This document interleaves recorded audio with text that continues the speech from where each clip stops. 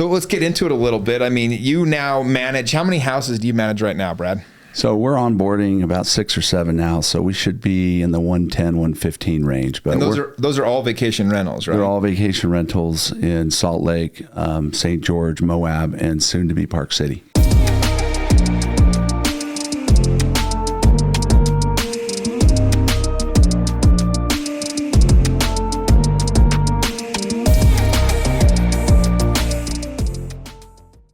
You're like the vacation rental guy. And it's funny because I knew when you made the switch into vacation rentals because the market tanked. Right. And you had all these houses that weren't cash flowing on long term. You did it by accident. You were before Airbnb. Right. I like to call it, I squoze some lemonade out of a big bag of lemons that we all were telling, Well, you did. I mean, because how much were you for a typical house that you would rent for? If it was renting for $2,000 normal, how much could you get Airbnb in that back then? That's the thing. It was totally, I kind of fell into it out of desperation. And, I had all these mortgage payments back then. They weren't always fixed 30-year nice mortgages. If you remember the ARMs, which is part of the reason the market tanked, is they started to adjust after a couple of years. And so some of my homes were actually going up. And so I was trying to cover my costs. And I once thought that having all these houses was like, this is awesome. Are you kidding me? I got a high net worth on paper. And by the time the market tanked, I couldn't get a penny lent on those things. And so it was totally built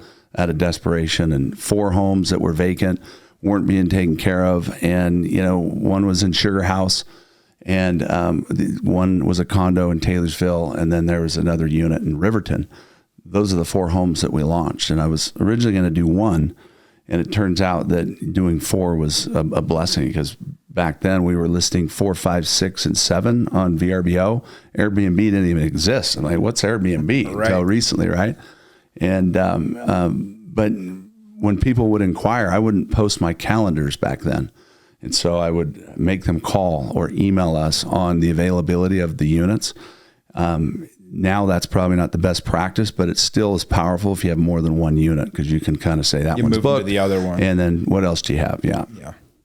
So, I mean, and you just kind of got into that. When you look back at the crash and everything, because you had, how many homes did you have in the market tank? About 45. Yeah. And other lots. I'm just glad I was born when I was, because I had 12 or 13, I think. And I always say it wouldn't have mattered how many I had. I would have lost it all, because it was, everything just tanked or whatever. How do you talk about that time? It was such a crazy time. You go through all kinds of different emotions, and depending on the circles you're in. But ultimately, so many lessons were learned, and so many positive things, I've come from. I've kind of taken the mindset of things happen for me now, not to me, because sometimes, people feel like they can be the victim. And when you look at it that way, it's like, well, what am I missing from this opportunity? And I don't say the word problem. I try and switch that to opportunity, and it'll change your life if you understand the power of words. And so there was a lot of opportunities for growth, and I learned a lot of amazing lessons. And it wasn't happening to me, but it was for me, and it didn't feel like it. What was the craziest thing you saw as far as somebody buying a home, or just like that just showed the ridiculousness? Do you have a story of like just shows the ridiculousness of how weird it was back then? Yeah. I mean, geez, there's so many people that actually, got sent to prison over some of this stuff. And, the straw buyers, or the stated income, where you literally just had to have a FICO score over 700.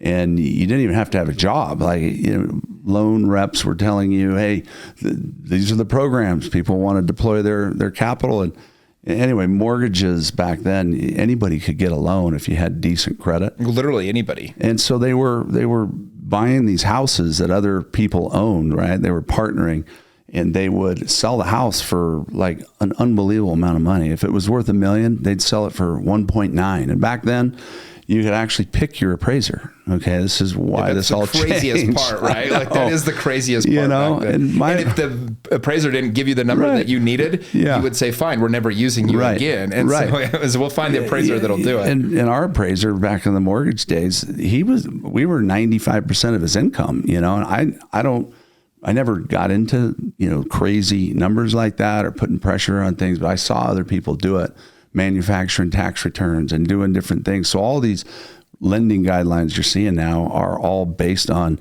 why the market tanked and how all these things happen so they don't happen again. Well, and that's what I tell people, why I don't think the market is going to tank again. I don't think it will, because every single house that, like back then, you could get in with nothing down. You didn't put any money down. So you didn't have anything to lose. Nowadays, if you walk from an investment property, you're losing the 20% you put down. Not to mention you have 20% in the property, because everybody that bought an investment property, you have to put 20%. And so it's just a completely different ballgame. Back then, you would walk away from any property because your neighbor's selling for $100,000 less than you. You put nothing down. Why would you rent out a home for $2,000 that your mortgage is $2,700? You know. Well, we've talked about this before, but you know how to acquire homes without credit, without a mortgage, you know, and the all-inclusive trust wraparound. Back then, people would just hand over keys and say, you know, if you can help me with the U-Haul and maybe first month's rent, here you go, you know. And that's ultimately how I got a lot of the homes that I did. At least half of the homes were brought on that way. So, and so was there a moment when the market tanked? Like, I kind of remember what I was doing and what was happening. Like it felt like it was overnight. It went from this Wild West to you couldn't sell a home. Right. So what did you do? I mean, you had all this expenses. You had all these things going on. How did you adjust? Well, to add to the drama of the financial burdens I was dealing with. Ponzi scheme you got in, right? I got sucked into a Ponzi scheme. You got to tell the story, bro. Oh my gosh. Tell the story. It was called Money and More, and I wasn't the only one. I was $1,025,000. I wired right from my desktop. Okay. Over $1 million. To Hemet, California. Now, where the hell if you're going to invest that kind of money, at least go take a look at the darn place, okay? And had I gone to Hemet, California, as much as I love all cities and appreciate and respect everything, and I actually met the person that owned the company, the payday loan company that I was investing in, I can almost guarantee I wouldn't have invested. So it's good to do a little due diligence. Well, it sounds like you're an idiot, but you weren't. Like I say that because I invested in a dental clinic in Arizona, in Queen Creek, Arizona, that also never existed, dude. If I'd have gone to check it out, I would have realized this place never even existed. It was just, they told me it did, and they showed me all these numbers of how it was performing. And this guy was a guy I sold a house to, and he was, you know, he was a big guy in his church and his community and everything. And so I just trusted it. But I mean, it was crazy. It was just, the damn thing never even existed. Right. No, and I think the reason I got kind of a little bit desperate, if you will, to make that kind of a move and that kind of money, the time, like half of that was borrowed too. So it wasn't like the ideal opportunity unless you were actually going to get the 12% interest only for the next year. Would have paid for all my overhead, all my properties, mortgages, all my land, lots and mortgages. So they were offering you 12% monthly? 12% monthly. Holy shit. Yeah. And that's what I try to tell people, by the way, if something sounds too good to be true, it is. I had a buddy, I won't say who, but just 3 days ago. So I have a group of friends that, a couple of buddies that had invested. Well, there was one guy in particular. He was investing in these. They would basically buy the. It was in like paying future criminal or lawsuits where people had fallen, like slip and falls. Okay. And they would somehow injury, but it was like a slip and fall thing. And the guy was trying to explain it to me. I can't even explain it to you now because I don't. I couldn't. It didn't make sense to me then. As soon as this guy told me, and he's a sharp guy. He was just doesn't know what he doesn't know, and he had $2 million in with these guys on these slip and fall cases. And turns in, you know, he was trying to tell me like, dude, I'm telling you, like, you should do this. I'm making this money. And a buddy of mine called me the other day. He knew it was a Ponzi scheme. Well, he didn't know, but like his gut told him, right? And for a year, he told this guy, no, we're not going to do it. And then he finally called me the other day. I was talking to him, and he's like, dude, the slip and fall thing. He goes, did you ever go do that? I'm like, no, of course not. And he goes, well, it was a Ponzi scheme. And I started laughing. This was just happened this week.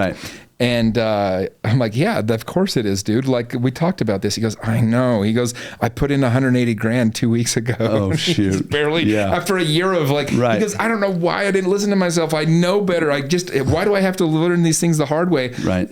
But a lot of times you do. But, you know, the point of that is like, it's like, if you're listening to this, if somebody's coming at you with a 12%, or I think these slip and falls were like 8% a month or some crazy amount, like it's too good to be true.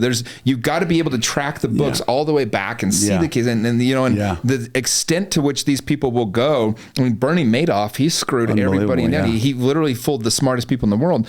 But anyway, it's our greed. I think it kind of just clouds people's judgment, and they make these crazy moves. Well, and that's the thing, is that over the years, I've never lost money doing things that I know. And I know a lot, and I've been blessed to learn different aspects of the real estate business, the mortgage first, real estate second, still a broker, and, do loans as well once in a while.